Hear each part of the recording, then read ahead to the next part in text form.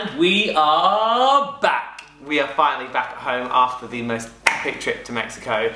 And we just thought we wanted to come on here today and just tell you a little bit about last week and also just kind of what to expect moving forward, because a lot of the questions I've been getting from my friends are like, now what? And everything we've been talking about kind of so far has been up until the transfer day.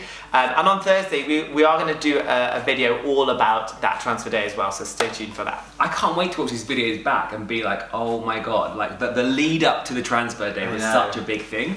But the transfer day happened and we did so well. What I didn't realise is that in Mexico, when Sam had her test to make sure that her lining was thick enough, that was a really, really big deal. That was like one of the most important parts. And we've been following people on Instagram and other socials, and that was one of the parts they really struggled at. But Sam absolutely smashed that. And when it came to transfer day, she said that she didn't even feel anything. Like when she felt the clamp, which the word clamp sounds so hard and so disgusting, but actually it just holds everything open.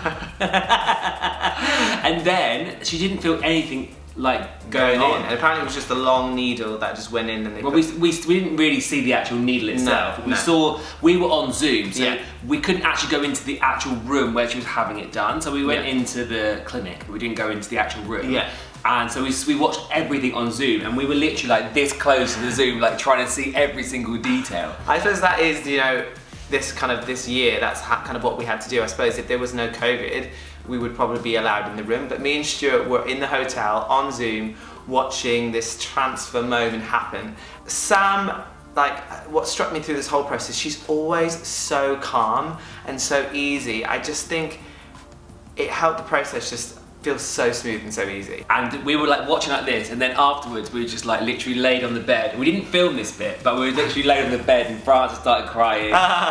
It was so emotional. It was like, oh my God, like this is actually happening. And when the embryo was in, we were like, oh my gosh, we're actually doing this. There's no going back now. A lot of your questions may be what happens now? Like, when can you announce you're pregnant, and what's the steps moving forward? So when the embryo gets transferred, it's already 2 weeks old.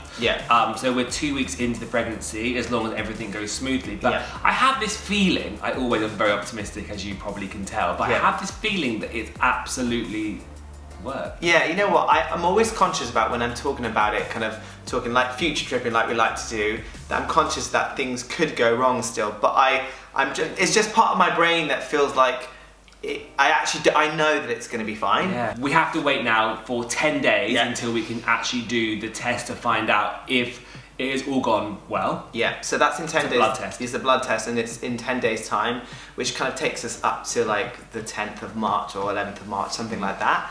And then moving forward, it's just a standard kind of pregnancy as you would expect. Sam is still currently having to, bless her, she's having to inject herself with progesterone. But she's doing really well with that. Like she's actually done it by herself. We watched her do it. I actually watched it, and I hate needles. Like, I'm so fearful of things like that. But I watched her do it, I watched it go in, and you know what? It's a really long needle, but she's just smashing it. So it didn't hurt. We arrived back in the UK yesterday. The first day after the transfer, Sam had to completely rest for 24 hours. She just has to take it easy. She's been told to not lift anything. So, I mean, it's like the perfect thing. You just get waited on. Basically me.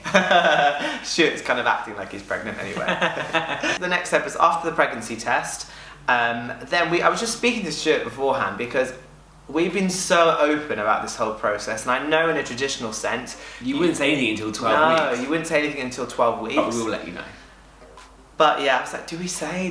And we can't not say, can you? Like 12 weeks later. So I think what we're going to do is just update you guys with everything we know, but it won't like any kind of official thing that we announce on social media. We'll wait until 12 weeks. 12 weeks. So last night we were jet lagged and we were up and we were like, let's just like start looking at what's actually happening inside Sam right now with the embryo. And there's this amazing app called Pregnancy Plus, which we downloaded. And today, day 33. Ooh! In the first few days, it's a blastocyst and it's multiplying, isn't it? But by the week 4, because it's already 2 weeks, the embryo is already growing its spine and its gut. It's so cool. And this is what it looks like on week 4. Here we are. Kind of looks like a vagina and a penis all in one. I think it looks like a mouth going, whoa, like a hippo. I feel more excited than I felt since this whole thing began, because I just feel like it's real now, and I feel like the visualizations I'm having about moving forward are like just constant.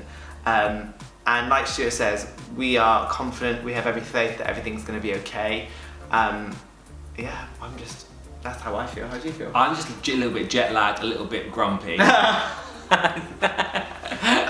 had to force him to make this video. If I'm being totally honest, it's a little bit it's grumpy. fine. It's fine. You are okay? grumpy. It's absolutely fine. He's in that place where he's looking at a house. He's like, I hate everything. We need new everything. I'm like, okay, honey. But in terms of the pregnancy and how that's going, I honestly am just so excited for this next. Oh, actually, no, it's this week, isn't it? This week on. No, it's next week. Next week For the test, yeah. All right. Because we've got a 10-day rule as well with having travelled abroad and stuff. So next week, I just can't wait for those positive results. Someone did say to me on Instagram though, what if it does go wrong? And the thing for me and France is, if it goes wrong, then we'll just redo it and go again. And you know what, like having this IVF process, it goes wrong for a lot of people, and I suppose most people don't share their journey openly, because I understand it's really exposing. The only difference with us is, in some senses, we didn't have any infertility problems, so I suppose our chances are greater. But yeah, like Stuart said, if anything goes wrong, then it's just part of our journey, and we'd started this, so we just need to carry on, whatever happens. I just wanted to say, just want the whole of YouTube to know that you did a fantastic plan and made that you did a fantastic job of making this plan whole work, because I know you were the one really like driving the time frame and making it happen. I made that happen. You made that happen. I took over kind of in the intricate details when we were there. That's kind of how we work, actually. This vision and this plan that you have had for us as a family, you pushed it through like this time last year when everything went tits up in the world, and you were like, right, let's start having a baby. Like, from this process to the transfer day, you deserve the biggest hug and biggest medal ever, because you just pushed it all through in a year where there was so much against us. You know, there were also kind of things we faced in terms of our first egg donor kind of falling through, but I know now that it's just, you know, when you have hindsight, you're like, everything is working out for us, and it is the case. It was so smooth with, you know, of course we had everything in place, COVID tests, the right forms and stuff, but at the end of the day, everything was just so smooth, as well as like Sam was just amazing. And the last thing I'm supposed to say to you, I suppose this might be a question for some of you guys, if all is successful, when is the baby due? So the baby will be due at the end of October, beginning of November. For Stuart, who's obsessed with star signs, he's already got his... Hopefully he's be a Scorpio. He's already got his mindset on a Scorpio. If you are really into star signs, like, you'll probably know what that means. Because we're both Cancerian, so Cancerian and Scorpio I think will get on quite well, although I know Scorpios are quite intense. Yeah. But so are you. Yeah, I am so intense. So I just want to say, guys, thank you so much for watching. I just wanted to give you a quick update. On Thursday, we're going to share some amazing footage that we caught on the transfer day, which I know you're going to love. It's so emotional. It is totally emotional, but I also just want to finish the video here because I know Stuart's having a really moody day, and I think he prefer to just have the camera not on him. Just remind you guys, please like and subscribe. Please share this channel with anyone that is, you know, will be inspired by a story, that maybe wants to start a family, that maybe is going through IVF, like whatever, however we can inspire you with what we're doing. Yeah, we would love that. I can't wait for next week's update. Next week's update? Will we know by next week? We will know by next week. So maybe you can send us some suggestions. We're kind of figuring out like dad names. And we're like, dad and dad? No. Dad and daddy, that's a potential. Stuart keeps on saying Papa. Papa. Yeah, he needs to be Papa because he's like foreign. Yeah, my parents are foreign, but I was born in this country, so Papa. I'm just not sure in it yet, so comment below or let us know. What do gay people call each other? Yeah, we definitely don't want to be Daddy Francis and Daddy Stuart. No, it doesn't feel like. And we definitely don't want to be our names because, you know, we haven't done all this to just be called Francis or Stuart. Like Dad, we need to own these names. But yeah, send us some suggestions. I'm not set on Papa. I just feel like he'd be like, oh Papa. Everyone would be like, Who's Papa? My dad. Yeah. Papa. Oh, look at Papa. Oh, little Papa. Oh, Papa. Isn't it some languages like Pops means granddad? Anyway, we love you. Far? Far, yeah, potential, that's Norwegian. Papa is Dutch. Ugh, I don't know. We love you guys so much. Thank you so much for watching. Over and out. And Bye. we'll see you on Thursday. Bye.